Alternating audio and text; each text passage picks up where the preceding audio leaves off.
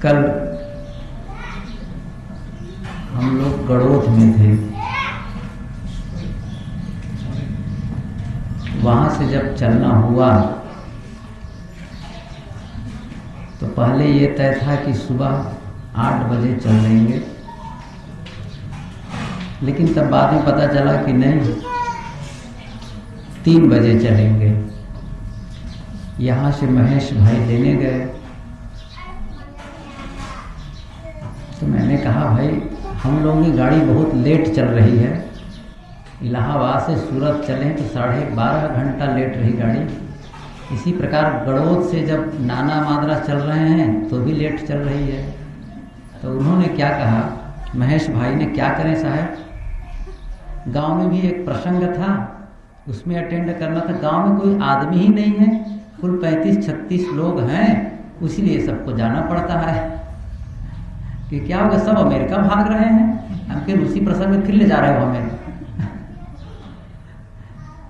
रास्ते जब चलने लगे, कुछ दूर आए तो हमारे देवेंद्र साहब ने कहा कि अच्छा है, अमेरिका जा रहे हैं तो वहाँ राम कबीर का प्रचार करेंगे। तब उन्होंने कहा कि साहब, राम कबीर को सब भूल रहे हैं। पहले जब फोन आता था तब लोग कहते थे राम कबीर, अब फोन आता है तब कहते हैं हेलो हाय। हम कहें कि यही ठीक नहीं है। जीवन में धन की भी आवश्यकता है और धर्म की भी आवश्यकता है। धन से हमारा जीवन गुजर होता है और धर्म से जीवन सुधार होता है।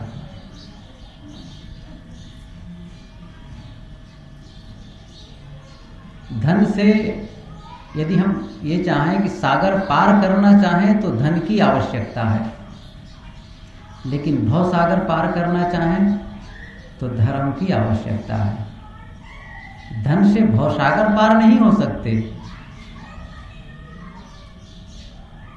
इसलिए धर्म की आवश्यकता है। और धर्म से केवल इतना ही नहीं है कि आपका कोई कल्याण का काम होता है इसलिए आप धर्म करते हैं, इतना ही नहीं है। मैं ये पूछता हूँ, कोई ये कह दे मुझसे कि हमारे जीवन में कभी प्रतिकूल परिस्थिति नहीं आएगी,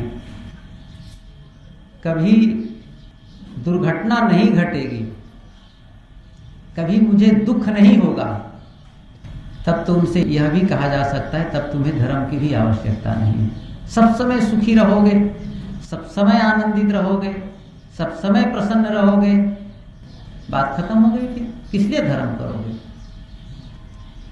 लेकिन आप ये कहते हैं कि नहीं, जीवन में प्रतिकूल परिस्थिति भी आ जाती है, हम नहीं चाहते हैं वैसी घटना भी घट जाती है, हम नहीं चाहते हैं कि हमारे परिवार के लोग हमसे विरुद्ध हों या उनकी मृत्यु हो या हमारे धन की कमी हो या कोई शरीर में रोग लगे, ये हम नहीं चाहते हैं।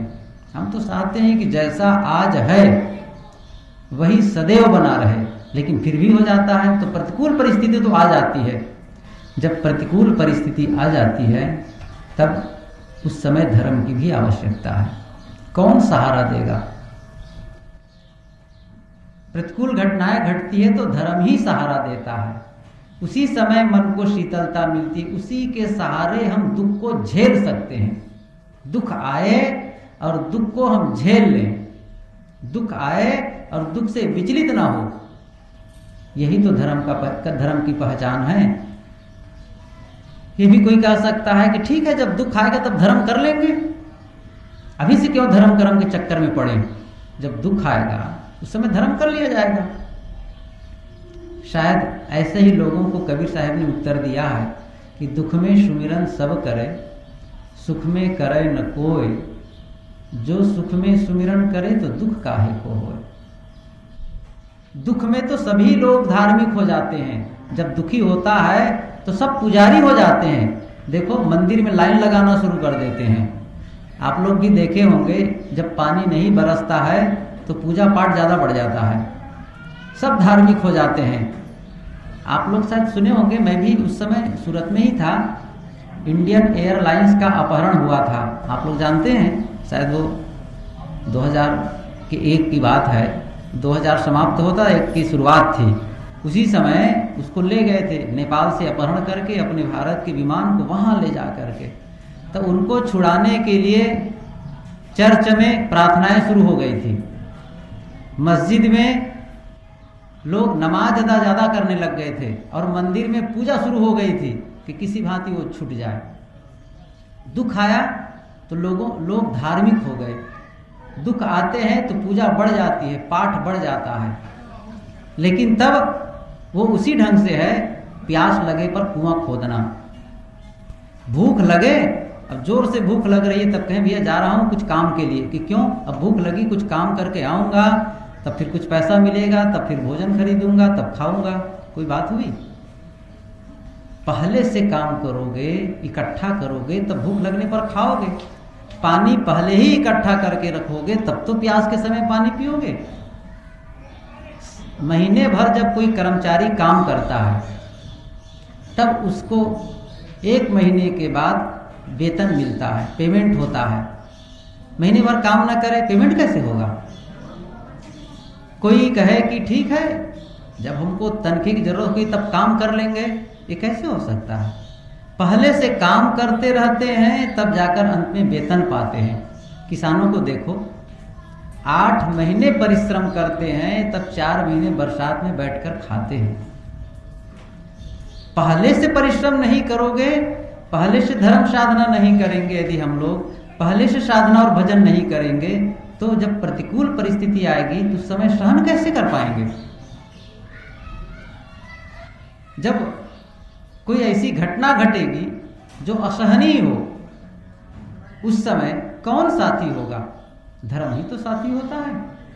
इसलिए धर्म की आवश्यकता है हमारे जीवन में, इससे जीवन सुधार होता है।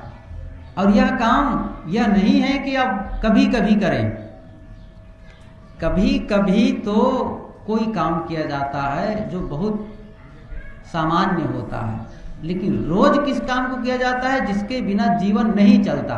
जैसे भोजन, भोजन रोज करते हैं, 1 बार 2 बार, कभी कभी 3 बार भी करना पड़ता है।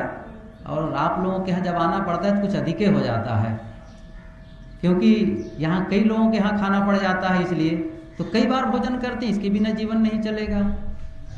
तो भजन भी यही बात है, इसके बिना, इसके लिए भी हमें जरूरी है कि हम रोज करें। कोई कहे कि नहीं 15 दिन में 1 दिन करेंगे, या फिर महीना दिन में 1 बार कर लेंगे तो चलेगा, ये कैसे हो सकता है? इस पर एक उदाहरण याद आया। एक बहन थी, वो एक कोई छोटा सा कस्बा था, जैसे तालुका हो, वहाँ वो रहती थी। उसके पति कोई सर्विस था, गवर्नमेंट सर्वेंट। तो वो सुबह खाता पीता और नौकरी में चला जाता, दिन भर वो खाली रहती। और ऐसा था कि आज अमुक मंदिर में कोई कथा है, कहीं राम मंदिर में कथा है, तो कहीं कृष्ण मंदिर में कथा है, कहीं स्वामी नारायण के मंदिर में कथा है, तो कहीं और हंसा देश वालों में, कहीं कबीर मंदिर में कथा है। बहुत वहाँ मंदिर थे, बहुत आश्रम थे, तो रोज कुछ न कुछ कथा होती रहती थी, संत महात्मा आते रहते थे। तो अपने पति को वो ऑफिस भेजकर वो 2-3 घंटे के लिए सत्संग सुनने चली जाती थी, भजन करने चली जाती थी। लेकिन ये पति महोदय को पसंद नहीं था कि रोज सत्संग में जाती है, तो कोई बात हुई। कई बार होता है कि पति और पत्नी दोनों सत्संग प्रेमी और संत प्रेमी होते हैं, ये बड़ा सौभाग्य से होता है। और कई जगह होता है कि पत्नी तो संतों की प्रेमी है, सत्संग सुनना चाहती है, लेकिन पति महोदय की वो रुचि नहीं है। बहुत कहने सुनने पर कहे चलो, बहुत कहती हो तो, बहुत जोर देने पर वो जाता है। और कई जगह पति महोदय प्रेमी है, तो उनकी पत्नी बिल्कुल सत्संग पसंद नहीं उसको, बिला वजह के खर्चा करते रहते हैं, बिला मतलब के सत्संग में जाते रहते हैं, उनको पसंद नहीं है। और कहीं कहीं ऐसा बानक बनता है कि दोनों धर्म प्रेमी, सत्संग प्रेमी, संत प्रेमी होते हैं। तो उनका जो पति था उनको ये सत्संग वस्तंग, ये धर्म कथा पसंद नहीं था। एक दिन उन्होंने कह ही दिया कि ऐसा है, तुम रोज सत्संग में जाती हो, मुझे पसंद नहीं है, तुम मत जाया करो, बिल्कुल गलत है। डांटे जोर से। पत्नी भी सत्संगी थी, उनको भी बात समझ में आती थी कि पति की बातों को उल्लंघन नहीं करना चाहिए। तुमने कहा ठीक है, आपकी आज्ञा है, आपने कहा, मैं मान गई, मैं नहीं जाऊंगी सत्संग में अब। ठीक है, मैं नहीं जाऊंगी। और वो सत्संग में जाना बंद कर देती है। लेकिन एक काम और करती है साथ साथ। क्या? उसी दिन से वो घर में झाड़ू लगाना बंद कर देती है, सफाई बंद। 2 दिन जब बीते तो पति ने कहा, क्यों, घर में जगह जगह कचड़े आ गए हैं, तुम साफ क्यों नहीं करती? अरे हो जाएगा, अभी कर लेंगे, क्यों जल्दी है। 4 दिन बीते, फिर उन्होंने कहा कि इतने कचड़े हो गए, तुम सफाई क्यों नहीं करती हो? अरे हो जाएगा, सप्ताह में 1 दिन कर लेंगे। तो पति ने कहा भी था कि ऐसा है कि रोज रोज ठीक नहीं है सत्संग में जाना, कभी एक आध बार सत्संग रविवार है या सप्ताह में 1 बार है, चली जाया करो। कि ठीक है, सप्ताह में 1 बार जाऊंगी, रोज नहीं जाऊंगी। तो उसी ढंग से हीरो कहने लगी कि रोज रोज सफाई करने की क्या जरूरत है, सप्ताह में 1 बार साफ कर दूंगी। तब पति महोदय ने कहा, जब रविवार 1 सप्ताह में 1 बार घर की सफाई करोगे तो घर में कचरा हो जाएगा, इतना भर जाएगा, गंदगी भर जाएगी और बीमारी फैलेगी कि नहीं फैलेगी? कैसी बात करती हो? तब उसने कहा, मैं आपको कैसे समझाऊं, घर की सफाई आप कहते हैं रोज करो, नहीं करोगे तो गंदगी भर जाएगी। और हृदय रूपी घर की सफाई के लिए आप कहते हैं सप्ताह में 1 बार सत्संग में जाओ। इसकी सफाई नहीं चाहिए, यहाँ झाड़ू लगाने की जरूरत नहीं है, यहाँ कचड़े नहीं आएंगे, यहाँ भी तो कचड़े आएंगे, इसकी भी तो सफाई की जरूरत है। आप दरवाजा खोलते हैं, आखिर कचड़े किधर से आते हैं? दरवाजे से आते हैं, खिड़कियों से आते हैं। तो क्या आप खिड़कियों को बंद कर देंगे हमेशा के लिए? बारी में बिल्कुल आप ईंटा से चुन देंगे, उसको खोलेंगे ही नहीं? हवा चाहिए, प्रकाश चाहिए, आने जाने का रास्ता चाहिए, तो दरवाजे तो खोलने पड़ेंगे, खिड़कियां खोलनी पड़ेगी। तब आप कहेंगे नहीं, कचड़े आते हैं इसलिए इसको बंद कर दो। कोई ऐसा मकान नहीं बनाएगा जिसमें दरवाजा ना हो, खिड़की ना हो। जब उससे काम लेना है तो खुला रखना होगा, और खुला रखेंगे तो उससे कचड़े भी आएंगे। तब क्या करेंगे? बस यही है कि उसकी सफाई करते रहो, रोज झाड़ू लो और साफ करो। इसी प्रकार से हमारे भी शरीर रूपी घर में कई खिड़कियां हैं।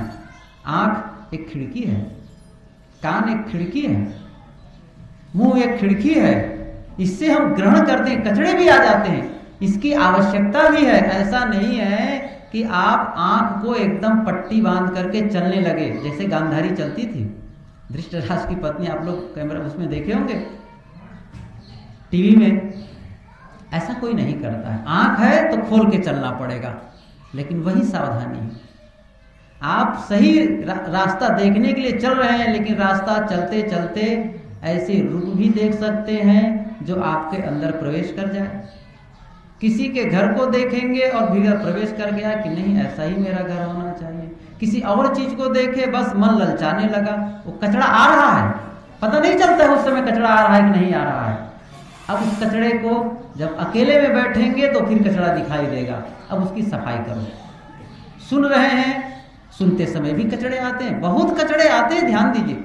सुनने में बहुत कचड़े आते हैं, देखने से ज्यादा सुनने में कचड़े आते हैं।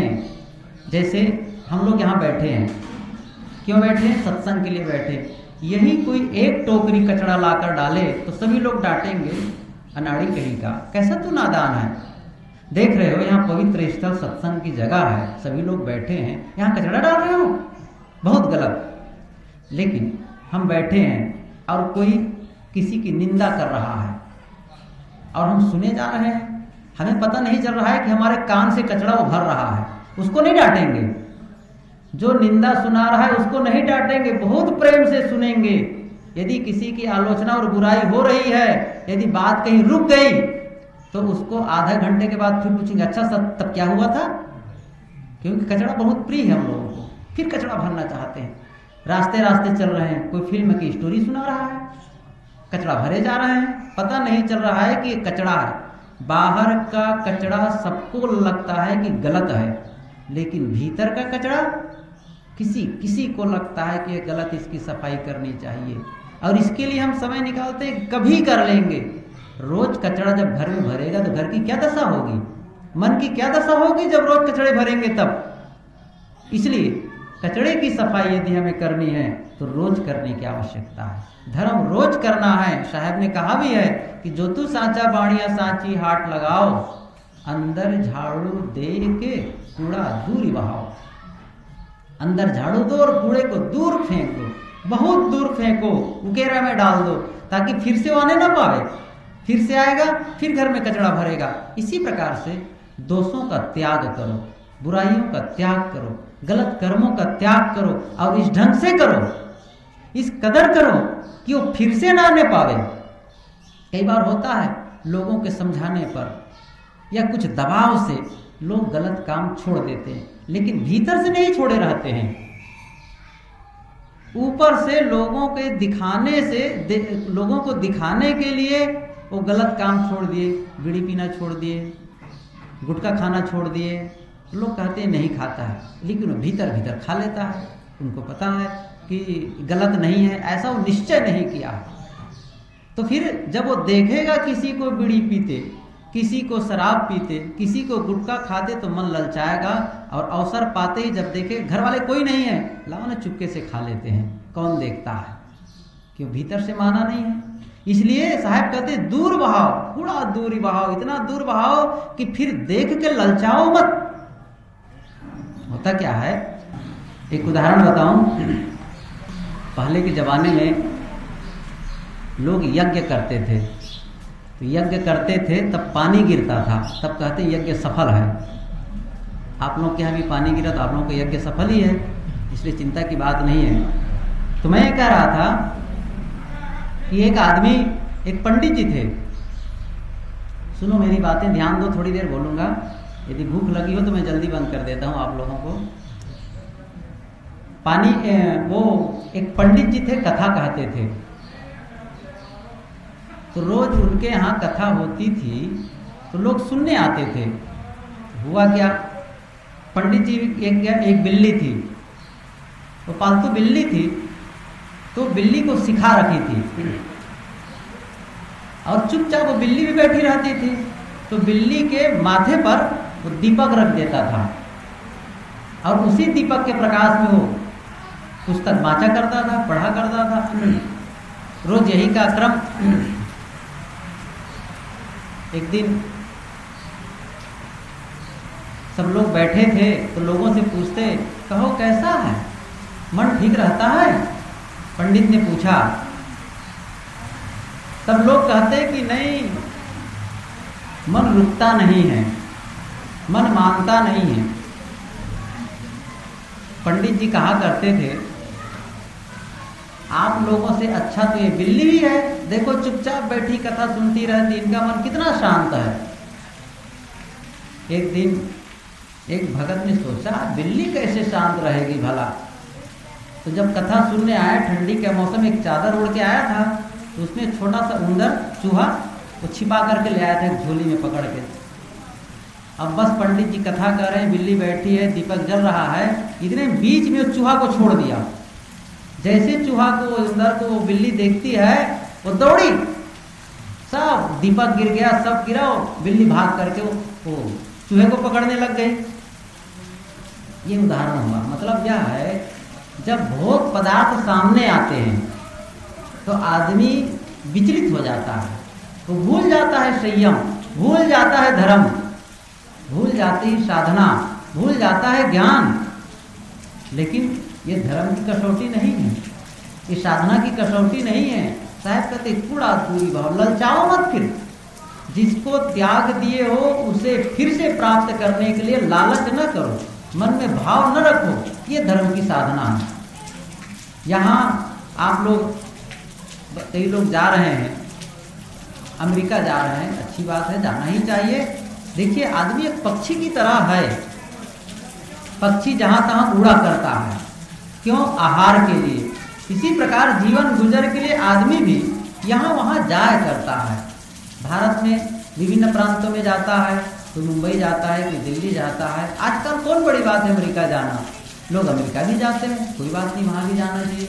लेकिन वहाँ जाने का अर्थ यह नहीं है कि आप अपने आप को भूल जाए, अपनी संस्कृति को भूल जाए।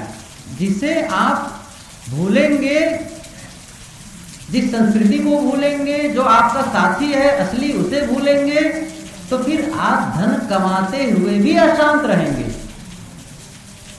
धन से पूरा समाधान नहीं होगा, बहुत कुछ इकट्ठा कर लेंगे, लेकिन क्या उसे भौतिक सुख भी प्राप्त कर पाएंगे? भौतिक सुख भी नहीं प्राप्त कर सकते हैं। ये सारे संबंध, ये संगठन, ये परिवार, ये समाज, ये सबकी आवश्यकता होती है। अकेले कैसे आदमी जी सकता है? पति और पत्नी दो हैं, दो रहें, जीवन चल जाएगा। मान लो उनको कह दिया जाओ खेत में, आज 5 किलोमीटर दूर अकेले दोनों रहा करो, वो के मर जाएगा। वो उसको लगेगा कि हम कहाँ आ गए हैं। उसको घर के परिवार के लोग चाहिए, समाज के लोग चाहिए, गांव चाहिए। आदमी को चलने के लिए कितनी चौड़ी जगह चाहिए? 2 से 3 फीट, 2 से 3 फीट चौड़ी जगह में आराम से चल लेता है, और बाकी की जगह अनावश्यक है। लेकिन ध्यान दीजिए, यदि हम 2-3 फीट एक चौड़ी पगडंडी दे दें और आगे पीछे की जमीन को हटा दें, एक ऐसी पट्टी बना दें दूर तक जिसके नीचे दोनों तरफ खाई हो, 100 फीट गड्ढे हों, और उस पट्टी में चलने के लिए कहा जाए, कितना असंभव है। यद्यपि वो जमीन अनावश्यक है हमारे लिए, हमें चलने के लिए केवल 2-3 फीट चौड़ी जगह चाहिए और बाकी जमीन बेकार है। लेकिन उस बेकार जमीन की कितना महत्व है, उसके बिना चलना कितना कठिन है। इसी प्रकार जिनको हम अनावश्यक संबंध मान रहे हैं, उसकी कितनी महत्ता है, उसके बिना हम कैसे जीवित रह सकते हैं। हमको एक प्रकार से एकाकीपन ऐसा दबोच खाएगा कि हम ठीक से रह नहीं पाएंगे। इसलिए ये छोटे छोटे संबंध, चाहे वो पिता का हो, चाहे पुत्र का हो, चाहे भाई का हो, चाहे बहन का हो, और दूर के जितने संबंध हैं, सबका अपना महत्व है। सबके संजोग से हम चलते हैं, समाज का संबंध रहता है, इससे हम चलते हैं। हम ये कहें कि हम तो अकेले चाहे जैसा कर लें, चाहे जैसा रह ले, ये नहीं चलेगा।